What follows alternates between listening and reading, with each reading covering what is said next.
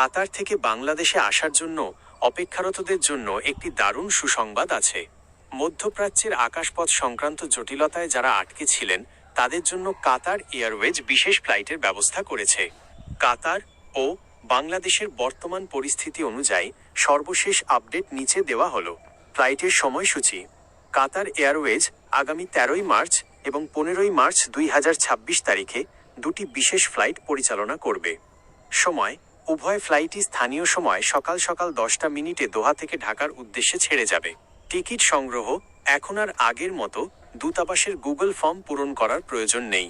যাত্রীরা সরাসরি কাতার এয়ারওয়েজের ওয়েবসাইট বা অনুমোদিত ট্রাভেল এজেন্টের কাছ থেকে টিকিট কিনতে পারবেন। গুরুত্বপূর্ণ কিছু তথ্য: অগ্রাধিকার: পরিবার, শিশু, নারী এবং বয়স্ক ব্যক্তিদের এই বিশেষ ফ্লাইটগুলোতে অগ্রাধিকার দেওয়ার কথা জানিয়েছে দূতাবাস। আটকে পড়া প্রবাসীদের স্বস্তি: গত 28শে ফেব্রুয়ারি থেকে মধ্যপ্রাচ্যের বিভিন্ন দেশের আকাশপথ বন্ধ থাকায় অনেক প্রবাসী দোহায় আটকে পড়েছিলেন। এই বিশেষ ফ্লাইটের মাধ্যমে তাদের দেশে ফেরার পথ সুগম হল। বিমানের ক্রুদের প্রত্যাবর্তন: দীর্ঘ 13 দিন দোহায় আটকে থাকার পর বিমান বাংলাদেশ এয়ারলাইন্সের 12 জন ক্রু গত মঙ্গলবার 11ই মার্চ রাতে সফলভাবে দেশে ফিরেছেন। আপনার যদি নির্দিষ্ট কোনো তারিখের ফ্লাইটের টিকিট বা বর্তমান স্ট্যাটাস জানার প্রয়োজন হয়, তবে আমি কি সেটি চেক করতে আপনাকে সাহায্য করব?